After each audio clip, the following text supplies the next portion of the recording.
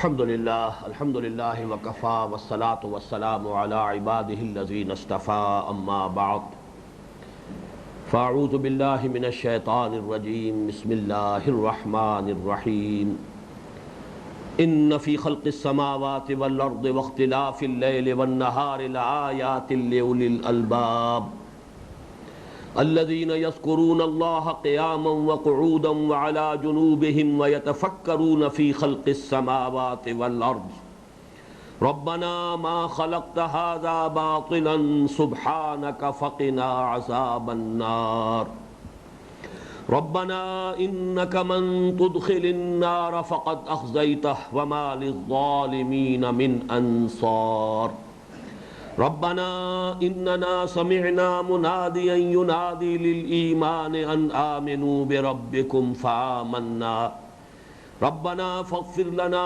ذنوبنا وكفر عنا سيئاتنا وتوفنا مع الأبرار ربنا وآتنا ما وعدتنا على رسلك ولا تخزنا يوم القيامة إنك لا تخلف الميعاد فاستجاب لهم ربهم أني لا أضيع عمل عامل منكم من ذكر أو أنثى بعضكم من بعض فالذين هاجروا وأخرجوا من ديارهم وأوذوا في سبيلي وقاتلوا وقتلوا لأكفرن عنهم سيئاتهم ولأدخلنهم جنات تجري من تحتها الأنهار ثوابا من عند الله والله عنده حسن الثواب صدق الله العظيم رب اشرح لي صدري ويسر لي امري واحلل عقدة من لساني يفقهوا قولي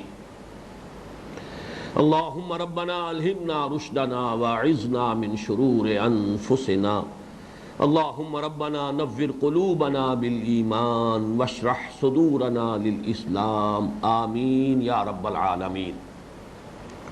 اب اس سے پہلے کہ ہم آگے بڑھیں ان آیات مبارکہ کا ایک رواں ترجمہ ہمیں کر لینا چاہیے تاکہ اس کے مضامین کا ایک اجمالی خاکہ آپ کے سامنے آ جائے۔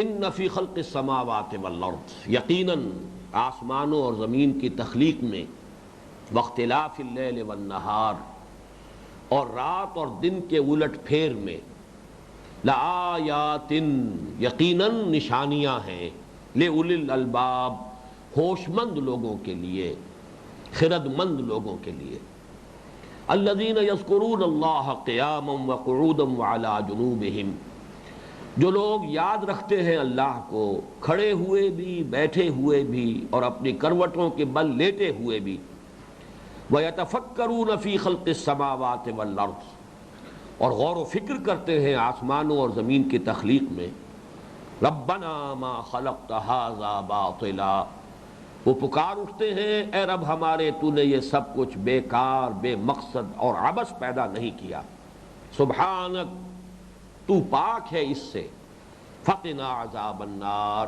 بس ہمیں بچا آگ کے عذاب سے، ربنا انک من تدخل النار فقد اخزیتہ، اے رب ہمارے جسے بھی تو نے داخل کر دیا آگ میں اسے تو رسوا کر دیا، وما للظالمین من انصار، اور ظالموں کے لیے کوئی مددگار نہیں ہوں گے، ربنا اننا سمعنا منادیا ینادی للایمان ان آمنوا بربکم فآمنا، اے رب ہمارے ہم نے سنا ایک پکارنے والے کی پکار کو، ایک منادی کرنے والے کی ندا کو، کہ وہ پکار لگا رہا ہے ایمان کی، دعوت دے رہا ہے ایمان کی، کہ ایمان لاؤ اپنے رب پر، فآمنا، تو ہم ایمان لے آئے، ربنا فاغفر لنا ذنوبنا، تو اے رب ہمارے بخش دے ہمارے لیے ہماری خطائیں، وکفر عنا سیئاتنا، اور دور کر دے ہم سے ہماری برائیاں،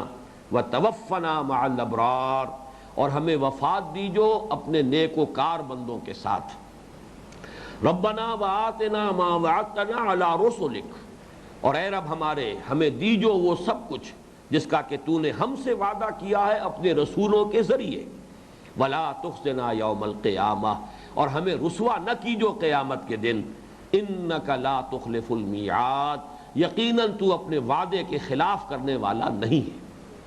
فاستجاب لهم ربهم، تو قبول کی ان کی دعا ان کے رب نے، انی لا اضیع عمل عامل منکم من ذکر او انثی بعضکم من بعض، کہ میں تو تم میں سے کسی بھی عمل کرنے والے کے کسی بھی عمل کو ضائع کرنے والا نہیں ہوں، خواہ وہ مرد ہو خواہ عورت، اور تم سب ایک دوسرے ہی میں سے ہو۔ فالذین ہاجروا واخرجوا من دیارہم، تو وہ لوگ کہ جنہوں نے ہجرت کی اور جو نکال دیے گئے اپنے گھروں سے، وَأُوذُوا فِي سَبِيلِي، اور جنہیں ایذائیں دی گئیں، ایذائیں پہنچائی گئیں میرے راستے میں، وَقَاتَلُوا وَقُتِلُوا، اور جنہوں نے قتال کیا، جنگ کی، اور جنہوں نے اپنی جانیں دے دیں، جو قتل ہو گئے، لَأُكَفِّرَنَّ عَنْهُمْ سَيِّئَاتِهِمْ، ان کی تو لازماً میں تمام برائیوں کو دور کر کے رہوں گا، وَلَأُدْخِلَنَّهُمْ جَنَّاتٍ تَجْرِي مِن تَحْتِهَا الْأَنْهَارُ، اور لازماً میں ان کو داخل کر کے رہوں گا ان باغات میں جن کے نیچے نہریں بہتی ہوں گی، ثوابا من عند اللہ، یہ بدلہ ہوگا اللہ کے پاس سے، واللہ عندہ حسن الثواب، اور اللہ ہی کے پاس ہے اچھا بدلہ۔ صدق اللہ العظیم۔ اب ان آیات کا اگر تجزیہ کیا جائے تو یہ نوٹ کر لیجئے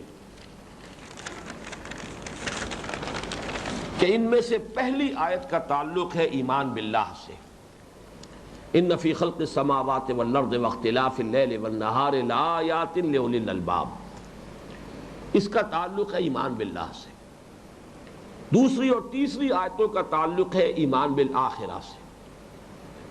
یقیناً وہ لوگ جو اللہ کو یاد رکھتے ہیں بیٹھے کھڑے اور لیٹے ہوئے، اور غور و فکر کرتے رہتے ہیں آسمان و زمین کی تخلیق میں، وہ پکار اٹھتے ہیں کہ اے رب ہمارے تو نے یہ سب کچھ بیکار پیدا نہیں کیا، بس ہمیں بچائیو جہنم کی آگ سے، اور اے رب ہمارے جسے تو نے جہنم میں داخل کر دیا اسے تو رسوا کر دیا، اور یقیناً ظالموں کا مددگار کوئی نہیں ہوگا۔ یہ ایمان بالآخرہ۔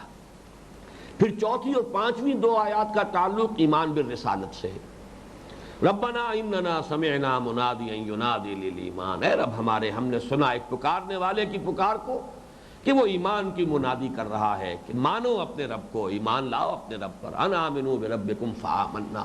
اس کے بعد ایک طویل دعا ہے۔ پھر آتی ہے چھٹی اور آخری آیت، اس کا تعلق ہے ایمان کے مظاہر عملی سے۔ جو لوگ اس طرح درجہ بدرجہ ایمان حاصل کرتے ہیں ان کی عملی زندگی کا نقشہ کیا ہے؟ اللہ کے لیے ہجرت ہے، اللہ کے لیے جان اور مال کی قربانی ہے، اللہ کے لیے ایذائیں برداشت کرنا ہے، اللہ کے لیے اپنے اہل و عیال کو خیر بات کہنا ہے، اللہ کے لیے جنگ کرنی ہے، اللہ کے لیے اپنی جان دے دینی۔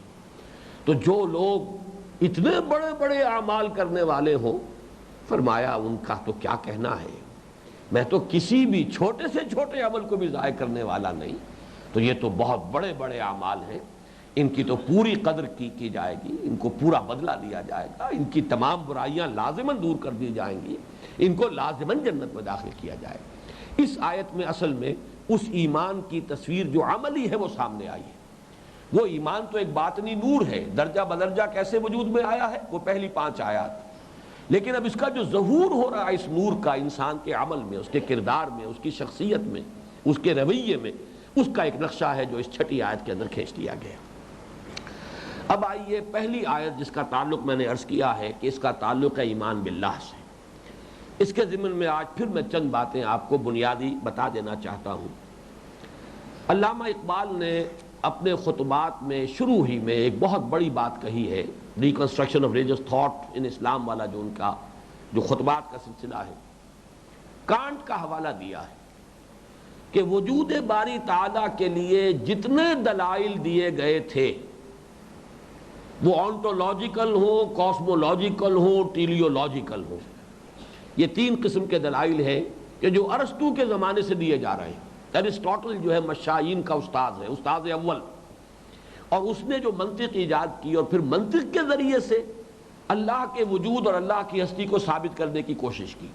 یہ ارسطو سے سلسلہ شروع ہوا ہے، اور اس کے بعد سے جتنے عیسائی متکلمین پیدا ہوئے، اس لیے کہ عیسائیت کا آغاز ارسطو کے بعد ہوا ہے۔ ارسطو تقریباً 300 سال قبل تھا دنیا میں حضرت مسیح علیہ السلام سے، 300 BC میں ہے۔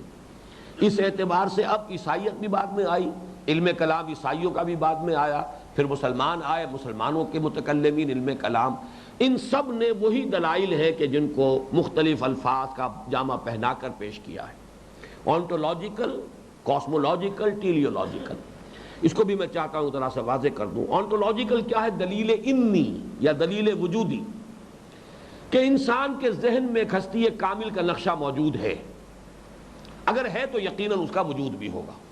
کیسے ہو سکتا ہے کہ انسان کے ذہن میں ایک تصور ہو کامل وجود کا اور اس کا کوئی خارجی وجود موجود نہ ہو؟ یہ ایک دلیل ہے، دلیل انی۔ کاسمولوجیکل یعنی ایک ہے وجود ممکن، ایک ہے وجود واجب، واجب الوجود اور ممکن الوجود، کنٹینجنٹ بینگ اور نیسیسری بینگ۔ تو یہ جو ممکنات ہے، کائنات ہے، اس سے استدلال۔ جب یہ سب کچھ ہے تو یقیناً کوئی پیدا کرنے والا ہے، کوئی بنانے والا ہے، کوئی واجب الوجود بھی ہے جس کے وجود میں لانے سے یہ ممکنات وجود میں آئے ہیں۔ یہ کاسمولوجیکل آرگومنٹ ہے، اس کو دلیل کونی بھی کہا جاتا ہے۔ تیسرا ہے دلیل غائی، یہ دلیل لمی بھی اس کو کہہ سکتے ہیں، لم وجہ، غائی غایت سے بنا ہے، دلیل غائی۔ یہ ٹیلیولوجیکل یعنی اس کائنات میں ہر شے میں ہمیں کوئی غایت نظر آتی ہے، کوئی مقصد کار فرما نظر آتا ہے، کوئی شے ہے، کوئی حکمت ہے۔ تو اس کا لازمی نتیجہ یہ ہے کہ کوئی ماسٹر مائنڈ ہے جس کی حکمت کا یہ مظہر ہمیں پوری کائنات میں نظر آ رہا ہے۔ تو یہ دلائل ہے کاسمولوجیکل، ٹیلیولوجیکل، آنٹولوجیکل، ان تینوں قسم کے دلائل کو کہ جو انبار لگائے متکلمین نے، کانٹ نے آ کر ان سب کے بخیے ادھیڑ کر رکھ دیے اور ثابت کر دیا کہ جیسے لوہا لوہے کو کاٹتا ہے، منطق ان تمام منطقی دلائل کو رد کر دیتی۔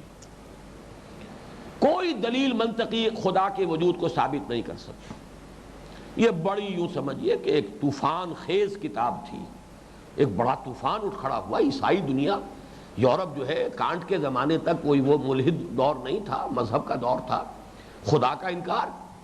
اس نے کہا کوئی دلیل ثابت نہیں کر سکتی خدا کو، خدا کا وجود باری تعالیٰ کسی دلیل سے ثابت نہیں کیا جا سکتا۔ یہ اس کی کتاب ہے مارکۃ الآراء، کریٹیک آف پیور ریزن، جس کو میں نے کہا عقل خالص، تنقید عقل خالص۔ اصل فلسفہ وہی ہے جو خالصتاً عقل اور منطق پر آگے بڑھتا ہے۔ چنانچہ وہ عقل خالص کی جو اس نے کریٹیک کیا، اس کی جو تنقید کی، جو دلائل دیے گئے سب کو اس نے کاٹ کر رکھ دیا۔ اسی بات کو اقبال نے بھی تسلیم کیا ہے کہ یہ واقعہ صحیح ہے، بلکہ ہمارے بہت سے متکلمین کے بارے میں کہا جاتا ہے، کچھ ایسے واقعات بھی بیان ہوئے ہیں کہ بہت سے متکلمین کا آخری وقت جب آیا ہے تو ایسا محسوس ہوا ہے ان کی کیفیات سے کہ انہوں نے جو بھی کلامی بیان، کلامی دلیلیں دی تھیں، لوگوں سے مباحثے کیے تھے، موت کے وقت شیطان آیا ہے اور اس نے مباحثہ کیا ہے اور ایک ایک کر کے ان کی ساری دلیلوں کو رد کر گیا۔ آخر کار انہیں کہنا پڑا اموت علی عقیدت امی، میں اپنی ماں کے عقیدے پر جان دے رہا ہوں، میں نے عقل سے اللہ کو نہیں مانا ہے، میں اللہ تعالیٰ کو مانتا ہوں اپنی فطرت کی بنیاد پر، اور میں اسی طرح مانتا ہوں جیسی میری ماں مانتی تھی۔ میں موت جو مجھ پر آ رہی ہے وہ اپنی ماں کے عقیدے پر آ رہی ہے۔ اموت علی عقیدت امی۔ ان تین دلائل پر بعد میں بلکہ آج تذکرہ بھی کر دوں، یہ بہت سی باتیں جو ہیں آج میں اپنے نوٹس دیکھ رہا تھا سابق، تو پروفیسر یوسف سلیم چشتی صاحب یاد آئے مجھے، اس لیے کہ میں تو فلسفے کا براہ راست طالب علم کبھی نہیں رہا، ذہن فلسفیانہ اللہ نے عطا کیا تھا، ذہن منطقی ہے، لیکن میں فلسفے کا طالب علم کبھی نہیں رہا۔ لیکن یہ کہ بہت سی چیزیں جو ہیں اس میدان میں مجھے پروفیسر یوسف سلیم چشتی سے حاصل ہوئی ہیں، اور میں یہ چاہتا ہوں آج سب ان کے لیے دعا کریں، اللہم اغفر لہ وارحمہ وادخلہ فی رحمتک وحاسبہ حسابا یسیرا، اللہم نور مرقدہ واکرم منزلہ والحقہ بالصالحین۔ ان کی چونکہ ساری عمر گزری تھی اسی میں، فلسفے کے مطالعے میں اور تقابل ادیان کے مطالعے میں اور تاریخ کے مطالعے میں، پورا ان کا دماغ جو ہے وہ ایک بہت بڑی لائبریری کی حیثیت رکھتا تھا۔ بہرحال تو انہوں نے یہ بتایا کہ تین دلیلیں شروع سے تھیں، لیکن دو دلیلوں کا بعد میں اضافہ ہوا ہے۔ ایک مورل آرگیومنٹ ہے، اخلاقی دلیل، کہ انسان کے اندر نیکی اور بدی کی حس موجود ہے، خیر اور شر کی تمیز موجود ہے، جس پر میں بارہا گفتگو کر چکا ہوں، یہ صحیح بات ہے، اور کوئی موریلٹی ممکن نہیں ہے جب تک اللہ کو نہ مانا جائے۔ اللہ کو ماننا ہمارے لیے، ہمارے اخلاقی رویے کے لیے ضروری ہے۔ نہیں بھی ہے تو ماننا پڑے گا۔ یہ ہے اس کا خلاصہ۔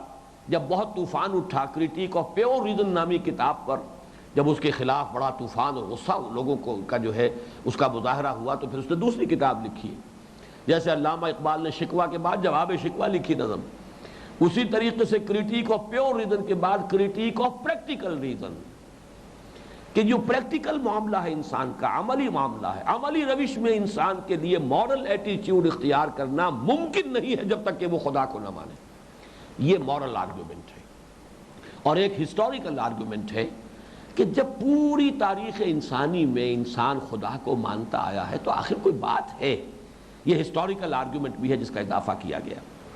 اب میں آپ سے عرض کروں گا کہ قرآن مجید نے یہ پانچوں دلائل پیش کیے، لیکن ایک فرق کے ساتھ، انہیں منطقی انداز میں پیش نہیں کیا بلکہ اذعانی اور خطابی انداز میں پیش کیا ہے۔ منطقی انداز میں بات کی جائے گی، منطق کو منطق کاٹ دے گی۔ اذعانی اور خطابی انداز یہ ہوتا ہے کہ انسان اپنے اندر جھانکے، کیا یہ بات صحیح ہے؟ اندر جھانکے گا تو فطرت جواب دے گی کہ ہاں صحیح ہے۔ علامہ اقبال نے بھی اپنی ریکنسٹرکشن کو اسی پر بلڈ کیا ہے کہ اصل میں خدا پر ایمان جو ہے وہ انسان کا باطنی تجربہ ہے۔ ایک تجربہ خارجی ہوتا ہے، ظاہری ہوتا ہے، میں نے پانی پیا ٹھنڈا ہے، معلوم ہو گیا۔ میں نے کسی شے کو ہاتھ لگایا گرم ہے، معلوم ہو گیا۔ میں کسی شے کو دیکھ رہا ہوں سفید ہے، سیاہ ہے، معلوم ہو گیا۔ یہ تجربہ خارجی ہے، ظاہری۔ ایک تجربہ باطنی ہے۔ یہ جو باطنی تجربہ ہے، انٹرنل ایکسپیرینس، یہ ہے جس کے بنا پر انسان اللہ کو مانتا ہے۔ اس کے اپنے اندر، اس کی اپنی فطرت میں، اس کے اپنے قلب کی گہرائیوں میں موجود ہے۔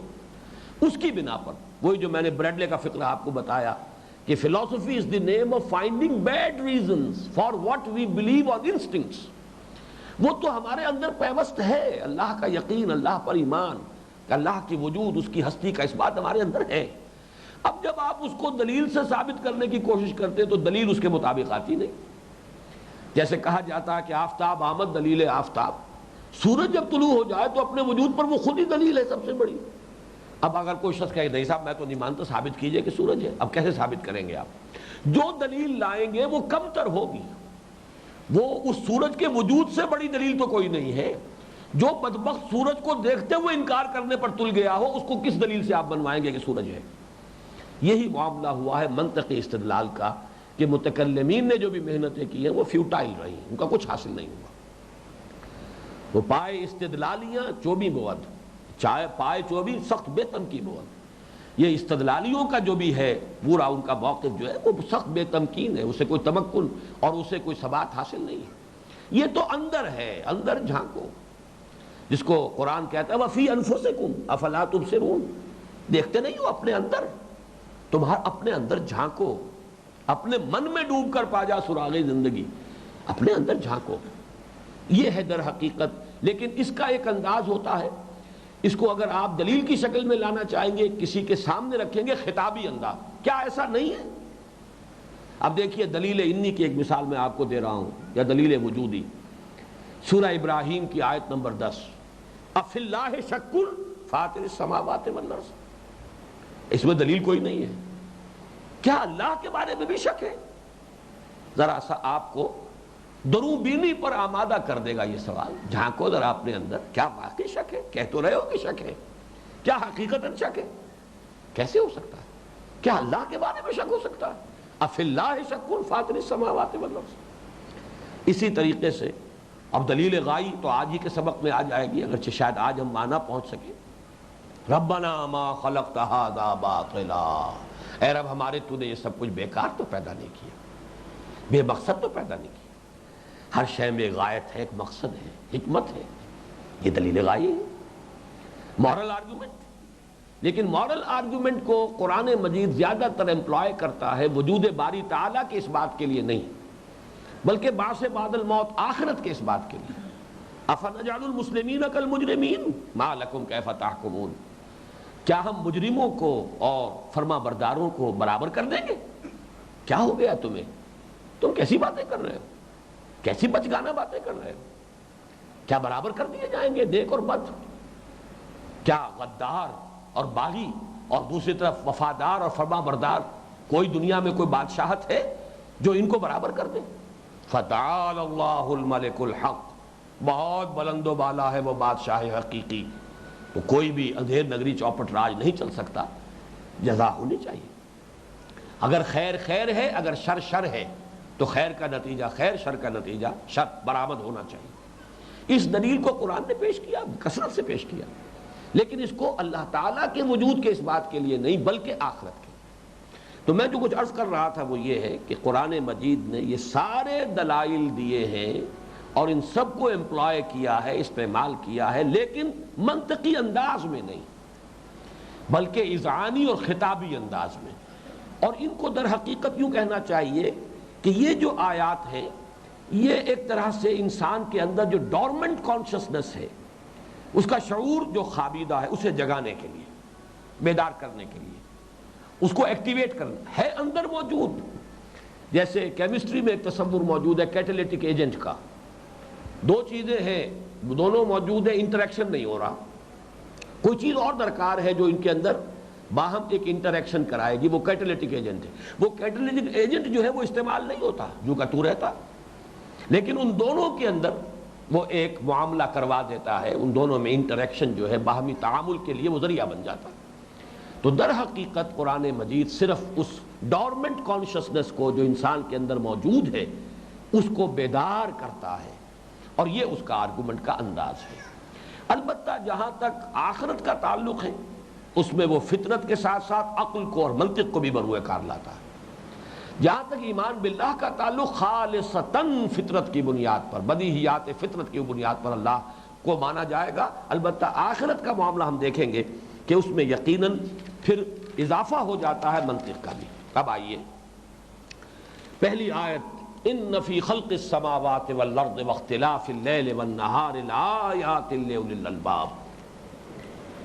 یقیناً آسمانوں اور زمین کی تخلیق میں اور دن اور رات کے الٹ پھیر میں اختلاف خلف سے بنا ہے. اختلاف اردو میں تو ہم کہتے ہیں جو ہمارا ڈفرنس ہو جائے، ڈفرنس آف اوپینین، اختلاف رائے. عربی میں اصل جو اس کا مفہوم ہے اس کو نوٹ کیجئے. خلف کہتے ہیں پیچھا، پیٹھ، خلف، ایک دوسرے کے پیچھے لگے ہونا، الٹ پھیر. رات دن کے تعاقب میں ہے، دن رات کے تعاقب میں ہے، رات کے پیچھے دن آ رہا ہے، دن کے پیچھے رات آ رہی ہے. تو اختلاف در حقیقت اس معنی میں ان فی خلق السماوات والارض واختلاف اللیل والنہار لآیات لأولی الالباب. اب یہاں پر لفظ آیت پر غور کیجئے. آیت سے مراد کیا ہے؟ قرآن مجید کی یہ بیسک ٹرمینالوجی میں سے ہے. میں نے آج گنتی کی ہے 382 مرتبہ قرآن مجید میں یہ لفظ آیا ہے. آیت، آیات، آیاتنا، آیاتہو، جو بھی مختلف اس کی ہے ترکیبیں، لیکن 382 مرتبہ.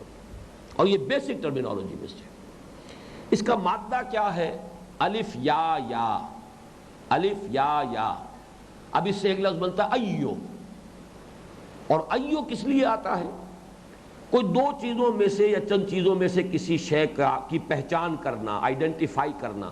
ای الفریقین احق بالامن، ان دونوں گروہوں میں سے کون ہے زیادہ حقدار امن کا. ایکم احسن عملا، اللہ دیکھنا چاہتا ہے کون تم میں سے ہے کہ جو اچھے عمل کرنے والا ہے.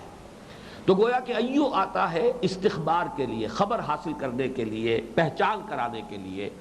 اس سے لفظ بنا ہے آیت، وہ شے جو کسی کی پہچان کا ذریعہ بن جائے، جس کے لیے اردو میں عام لفظ ہے نشانی.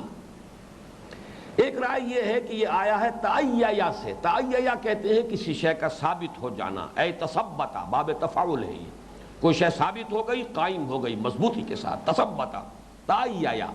اس کا مطلب ہے وہ شے کہ جو ثابت ہو جائے، پورے طور سے ظاہر ہو جائے، اس کے لیے یہ لفظ آیا ہے. اور اس سے آیت بنا وہ شے جو کسی شے کو ثابت کر دے، وہ شے جو کسی دوسری شے کے لیے دلیل بن جائے، وہ شے جو کسی شے کے شعور کو آپ کے اندر ایکٹیویٹ کر دے، وہ ہے آیت، نشانی.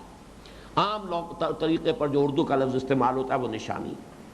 اور نشانی کیا چیز ہے؟ کسی شے کو دیکھ کر آپ کا ذہن کسی دوسری شے کی طرف منتقل ہو جائے، بغیر اس میں کہ کوئی کانشس ایفرٹ شامل ہو. نوٹ کیجئے اس کو. بغیر اس کے کہ کوئی ڈسکرسو نالج شامل ہو. آپ نے کوئی استدلال کے کوئی قلعے بنا کر اور صغرا کبرا جوڑ کر نتیجہ حاصل نہیں کیا ہے. بلکہ وہ تو اچانک ایک شے دیکھی، کوئی اور شے یاد آ گئی.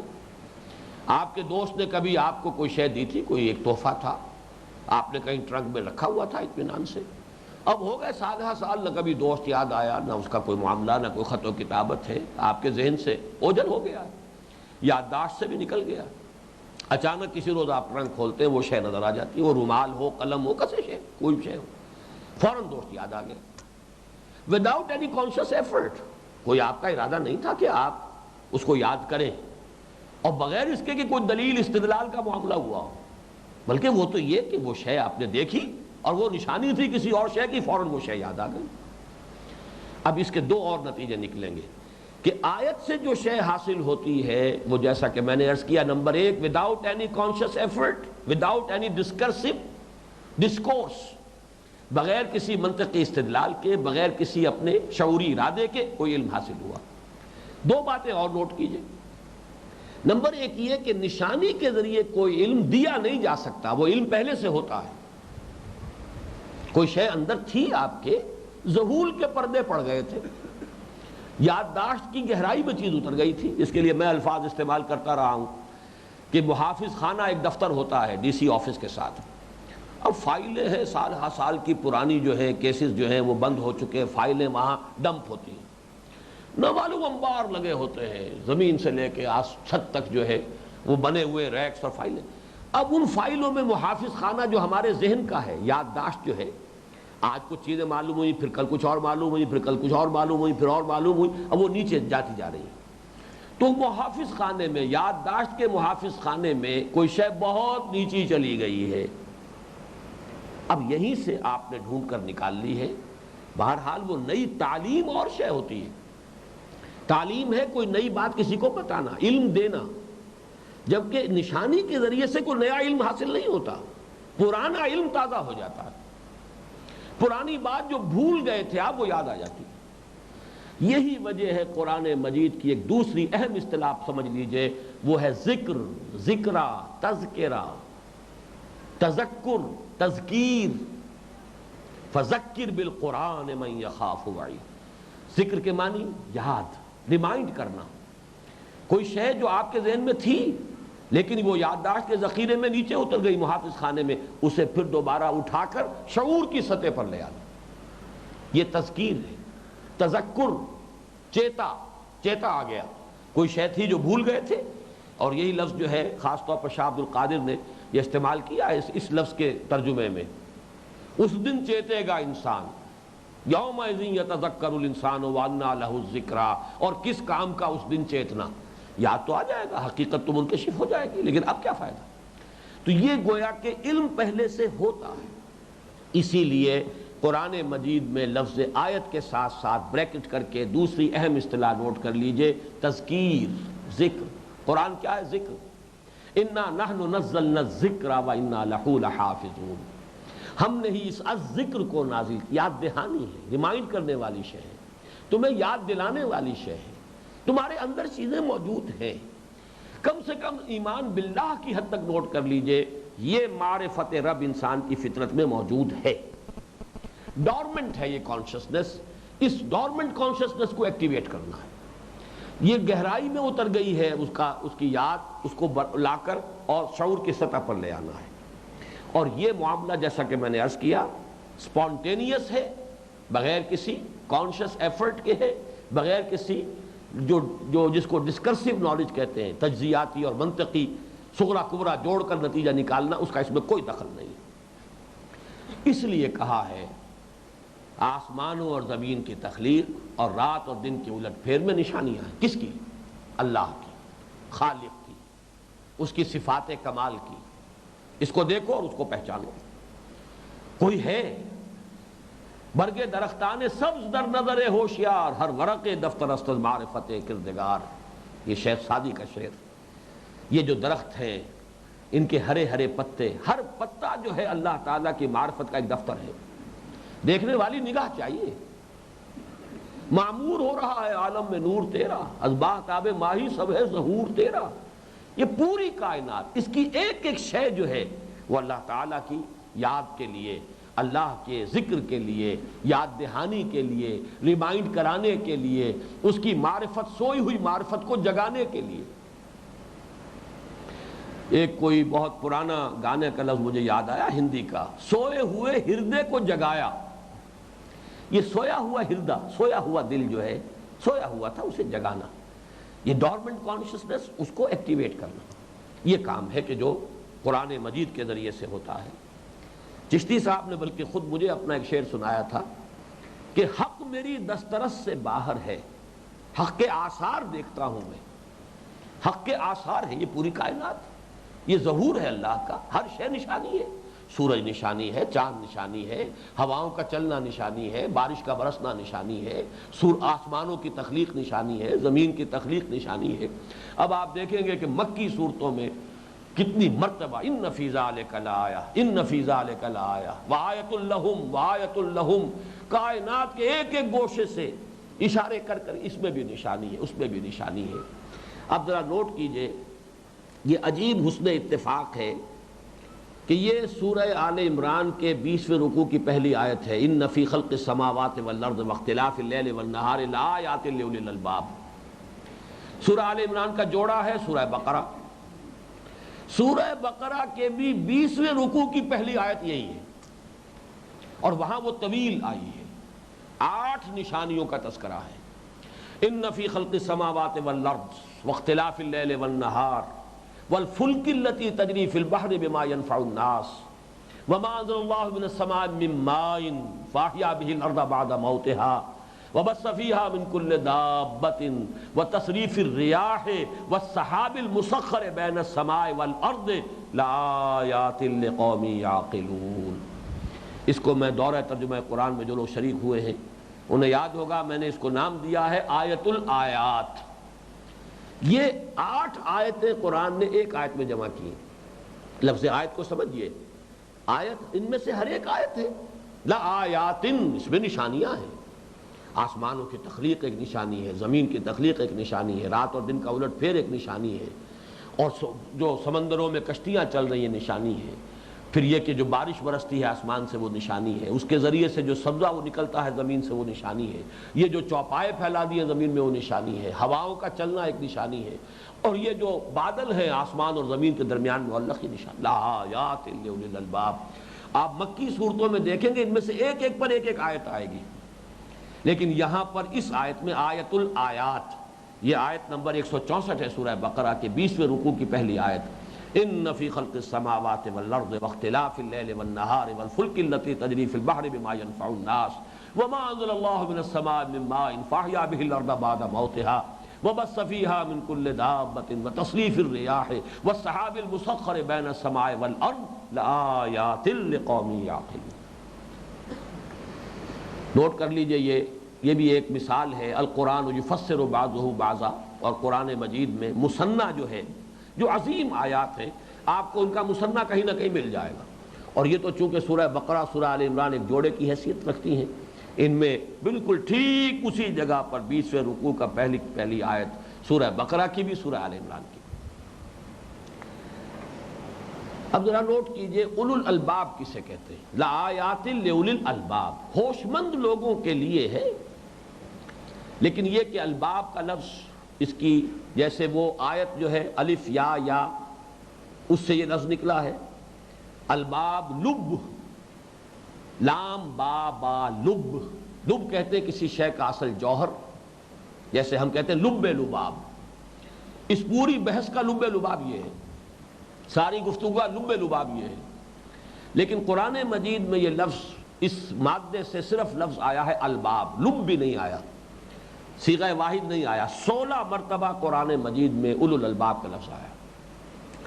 لب کیا ہے؟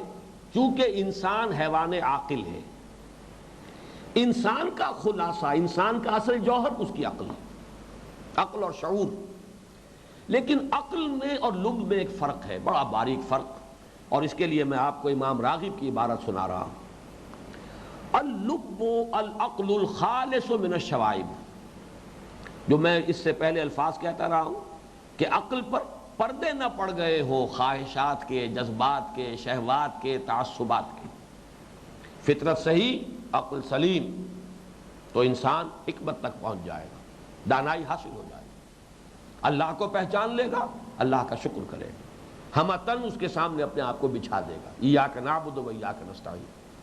وہی بات یہ کہہ رہے ہیں، وہ عقل جو امپیورٹیز شوائب سے پاک ہو، عقل سلیم، عقل سلیم کو کہیں گے لب، عام عقل نہیں۔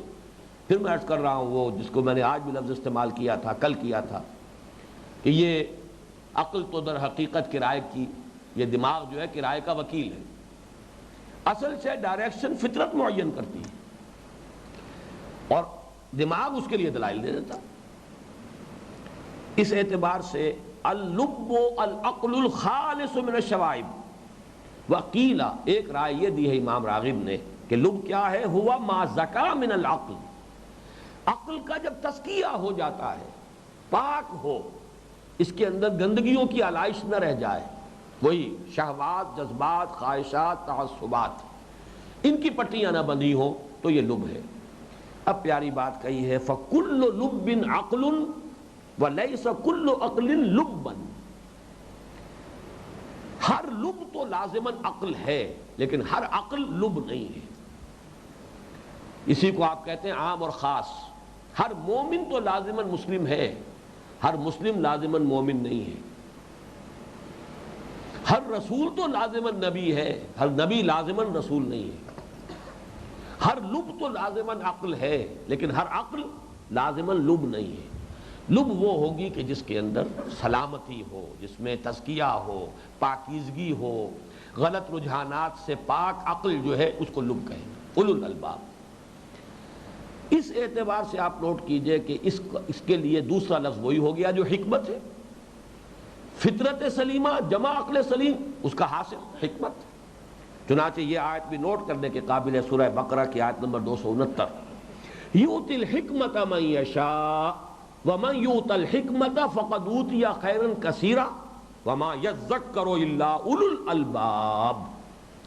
اللہ تعالی حکمت عطا فرماتا ہے جس کو چاہتا ہے، اور جس کو حکمت عطا کر دی گئی اسے تو خیر کثیر عطا کر دیا گیا، لیکن یہ تذکر نہیں حاصل کر سکتے مگر صرف اولو الالباب، یہ اصحاب عقل، لیکن عقل والے نہیں، پاکیزہ عقل والے، لب والے لوگ ہیں کہ جن کو حکمت ملتی ہے۔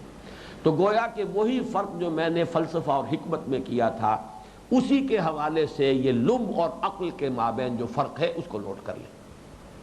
دوسری بات یہ معلوم ہوئی کہ وہ جو آیت مبارکہ سورہ بقرہ کی میں نے آپ کو سنائی، آیت الآیات، اس میں آخر میں آیا لِقَوْمٍ يَعْقِلُونَ اِنَّ فِي خَلْقِ السَّمَاوَاتِ وَالْأَرْضِ وَاخْتِلَافِ اللَّيْلِ وَالنَّهَارِ وَالْفُلْكِ الَّتِي تَجْرِي فِي الْبَحْرِ بِمَا يَنْفَعُ النَّاسَ وَمَا أَنزَلَ اللَّهُ مِنَ السَّمَاءِ مِن مَّاءٍ فَأَحْيَا بِهِ الْأَرْضَ بَعْدَ مَوْتِهَا وَبَثَّ فِيهَا مِن كُلِّ دَابَّةٍ وَتَصْرِيفِ الرِّيَاحِ وَالسَّحَابِ الْمُسَخَّرِ بَيْنَ السَّمَاءِ وَالْأَرْضِ لَآيَاتٍ لِقَوْمٍ يَعْقِلُونَ۔ تو گویا کہ اولو الالباب اور قومی یعقلون یہ مساوی ہو گئے، یہ ایک دوسرے کی وضاحت کر رہے ہیں۔ القرآن یفسر بعضہ بعضا، البتہ یہ فرق نوٹ کیجئے کہ وہ عقل عام نہیں، عقل کے جو جذبات، خواہشات اور تعصبات سے آزاد ہو، جس کا تزکیہ ہو گیا ہو، جو فطرت سلیمہ کے تحت اس کی رہنمائی میں، اس کی نگرانی میں کام کر رہی ہو۔ اگر یہ ہوگا تو اس کائنات کی ایک ایک شے، ہر ذرہ ذرہ، اس کا ایک ایک پتا جو ہے ان درختوں کا، وہ اللہ کی معرفت کا ایک دفتر ہے۔ اب معرفت کا دفتر دیکھو، کوئی یاد آیا؟ دیکھو آسمان کو، کوئی یاد آیا؟ دیکھو سورج کو، کوئی یاد آیا؟ افلا ينظرون الى الابل كيف خلقت والى السماء كيف رفعت والى الجبال كيف نصبت والى الارض كيف سطحت فذکر انما انت مذکر لست علیہم بمسیطر۔ کیا یہ دیکھتے نہیں آسمان کو کیسے بلند کیا گیا؟ دیکھتے نہیں اونٹ کو کیسے بنایا گیا؟ اس کی خلقت میں کوئی حکمت نظر نہیں آ رہی؟ کیسے اس ماحول کے ساتھ سازگار اس کو جسم دیا گیا ہے؟ یہ صحرا کا جہاز کس کی حکمت ہے جس کا کہ یہ مظہر ہے؟ کس کی بلندی ہے، علو شان ہے جس کی طرف اشارے یہ آسمان کر رہا ہے؟ کس کی ربوبیت ہے جس کے مظاہر زمین میں نظر آ رہے ہیں؟ افلا ينظرون الى الابل كيف خلقت والى السماء كيف رفعت وَإِلَى الْجِبَالِ كَيْفَ نُصِبَتْ وَإِلَى الْأَرْضِ كَيْفَ سُطِحَتْ فَذَكِّرْ، اے نبی آپ یاد دہانی کراتے رہیے، انما انت مذکر، آپ تو بس صرف یاد دہانی کرانے والے ہیں، لست علیہم بمسیطر، آپ ان پر کوئی داروغہ نہیں ہے، جو نہ مانے آپ منوا نہیں سکتے۔ ایسی دلیل کوئی نہیں ہے کہ جس سے آپ کہیں کہ اب اس دلیل سے تو لازماً ماننا پڑے گا تمہیں، وہ تو یاد دلانے والی بات، یاد آ گیا کہ نہیں آیا، اور دکھائیے اور دکھائیے اور دکھائیے، اب بھی یاد نہیں آیا، اب بھی یاد نہیں آیا، نہیں آیا تو نہیں آئے گا، آپ چھوڑیے اس کو، اس لیے کہ اس کے ساتھ دلیل کی بحث میں واقعہ یہ ہے، جنہوں نے منطقی دلائل سے اللہ کا اس بات کرانا چاہا ہے وہ بالکل ایک لا یعنی اور لا حاصل اپنی محنت کے اندر لگے، یہ راستہ ہی نہیں۔ قرآن کا اسلوب جو ہے منطقی نہیں ہے، قرآن کا اسلوب تو ان دو بنیادوں پر ہے، اللہ کا ایمان، اللہ کی معرفت ہے اندر، اس کو بھی واضح سمجھ لیجئے کس کے اندر ہے، وہ روح جس کی بنا پر ہم انسان بنے ہیں، اس روح کا تعلق ہے ذات باری تعالیٰ کے ساتھ، نفخت فیہ من روحی، اس میں ساری معرفت موجود ہے، البتہ یہ کہ پردے پڑ گئے، پردوں میں فرق ہے، کسی کے پردے ہلکے ہیں، کسی کے پردے بہت نبیذ ہیں، کسی کے پردے اٹھ گئے، کسی کا تو ایسا صاف شفاف آئینہ ہے، آئینہ آپ دیکھتے ہیں، آئینہ خود بخود نہیں جگمگاتا، اس کے سامنے روشنی آ جائے گی جگمگا اٹھے گا۔ یہ اگلے درس کا مضمون ہے۔ نور ایمان دو انوار سے، دو نوروں سے مل کر بنا ہے، نور فطرت، نور وحی۔ لیکن فرض کیجئے کہ گردہ پڑا ہوا تھا آئینے پر، ہلکا سا گردہ تھا، آپ نے صاف کر دیا، جگمگا اٹھا۔ اگر زنگ آ گیا تھا بہت زیادہ، اندر ہی سے گویا کہ وہ پوری جو اس کا استر ہے وہی ختم ہو چکا، اب کیا ہوگا، کچھ بھی نہیں ہو سکتا، اب آپ لاکھ سر پڑھتے رہیے، اب اس کے اندر وہ انعکاس ہوگا ہی نہیں۔ اس اعتبار سے فذکر انما انت مذکر لست علیہم بمسیطر، یہ سارا دار و مدار ہے انسان کی اپنی داخلی کیفیت پر۔ حجابات اگر لطیف ہیں اٹھ جائیں گے، کثیف ہے اور اتنے کثیف ہے کتنے میں زور لگا لیجئے نہیں اٹھ سکیں، تو آپ ان کے اوپر اپنے آپ کو داروغہ نہ سمجھیے، یاد دہانی کرائیے۔ اب اس میں نوٹ کیجئے آیات، آخری بات عرض کر رہا ہوں، آج ایک ہی آیت پر ہم آج کے درس کو ختم کر رہے ہیں۔ یہ آیت اور تذکیر اور ذکر اور ذکرہ اور تذکر، یہ تمام یہ دونوں جو ایک دوسرے کے ساتھ ملی جلی چیزیں ہیں، قرآن مجید نے ہمیں بتایا ہے کہ آیات آفاق میں بھی ہے، آیات انفس میں بھی ہے، اور آیات قرآنیہ، قرآن کا ہر جملہ آیت ہے،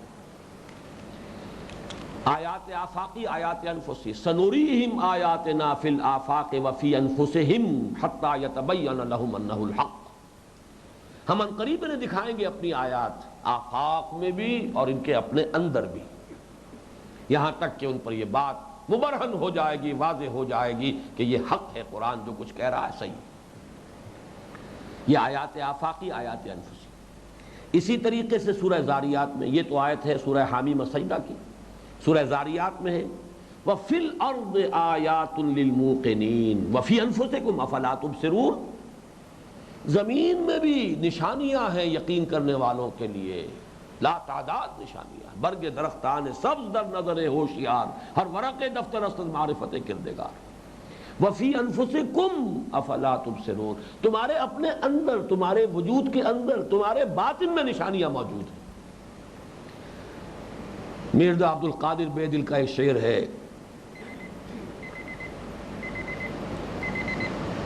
ستم است گر ہوست کشد کے بسیر سر و سمندرا، تجھے غنچہ کم نہ دریدئی در دل کشا بچمندرا۔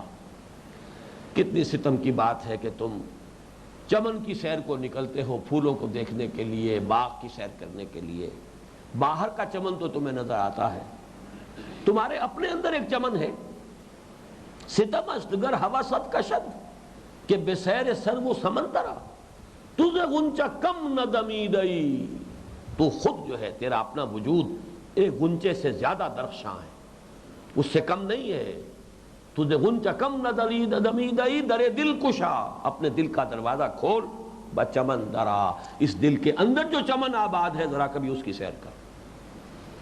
سادہ الفاظ میں اقبال نے کہا اپنے من میں ڈوب کر پا جا سراغ زندگی، تمہارے اپنے اندر۔ وفی انفسکم افلا تبصرون، تو کیا تم دیکھتے نہیں؟